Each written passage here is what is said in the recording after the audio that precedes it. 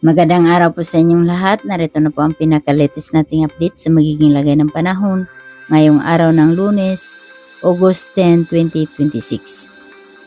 Sa kasalukuyan nga po, meron po tayong bagyong minomonitor sa may silangang bahagi ng ating bansa kung saan huling namataan sa layong 2,185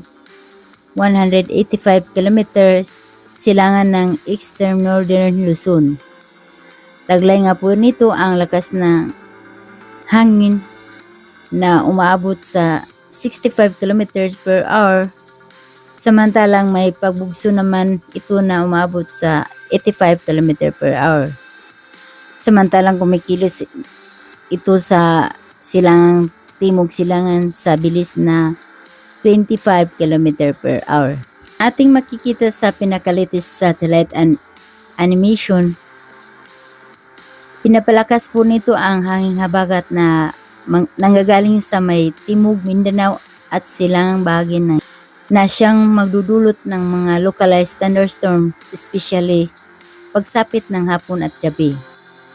Sa kasalukuyan nga po, mababa ang tsansa na pumasok ito sa ating Philippine Area of Responsibility dahil ang pagkilos nga po nito ay pasilangan na papalayo ito sa ating Philippine Area of Responsibility. Ngunit habang papalayo ito sa ating Philippine Area of Responsibility, papalakasin nga po nito ang hanging habagat na siyang nanggagaling sa may timog silangang bahagi ng Mindanao.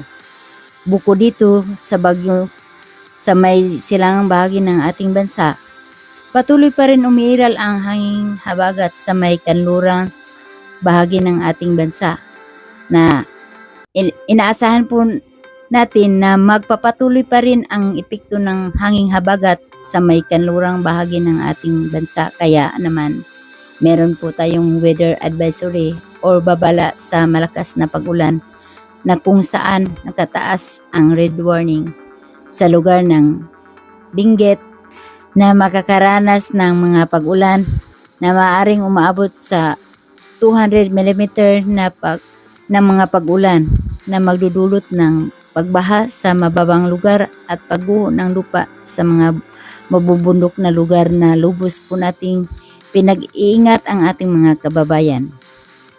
Samantalang orange rainfall naman ang sa lugar ng Ilocos Sur, La Union, Zambales, Bataan, Cavite, Metro Manila at Rizal, including Occidental Mindoro na magdudulot ng mga pag-ulan na aabot sa 100 to 200 mm na mga pag-ulan, samantalang yellow warning na po naman sa lugar ng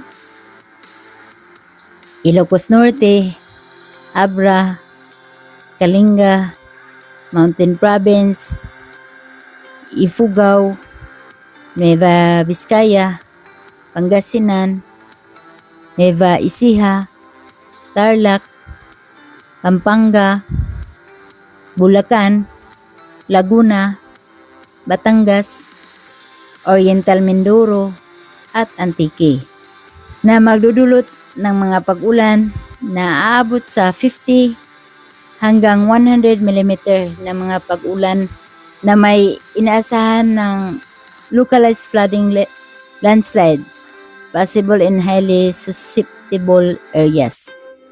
At sa mga hindi na banggit na lugar ay hindi ibig sabihin hindi na kayo magkakaranas ng pag-ulan. Maging alerto po tayo sa mga biglaang kalat-kalat na pag-ulan. Dahil sa epekto ng hanging habagat at sa malalabing bahagi ng Luzon, especially sa may Cagayan Valley region, Isabela, Aurora, Quezon, including Camarines Norte, Camarines Sur, Legazpi, Albay, Sorsogon, Catanduanes at Masbate. Inaasahan nga po natin patuloy pa rin makakaranas na maulap na papawirin na may mga light rains. Para naman sa may lagay ng panahon sa Visayas, magpapatuloy pa rin na makakaranas ng mga maulap na papawirin na sinasamahan ng kalat-kalat ng pag-ulan dulot ng epekto ng hanging habagat.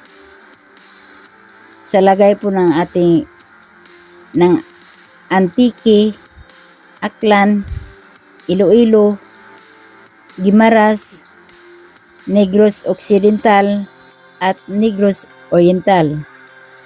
Samantalang sa nalalabing bahagi ng Visayas sa lugar ng Northern Samar, Eastern Samar, magkakaranas ng improving weather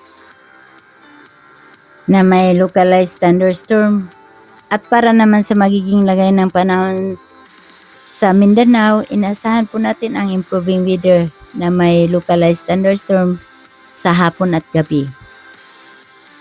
At para naman sa magiging lagay ng panahon sa ating seaboard or baybaying dagat, meron po tayong nakataas na gale warning sa lugar ng Batanes, western coast of Pangasinan, Bolinao, Bani, Agno, Burgos, Dasul, Infanta, Zambales, samantalang moderate to rough sea over the rest of country. 1.2 or 4 meters ang taas ng pag-alon.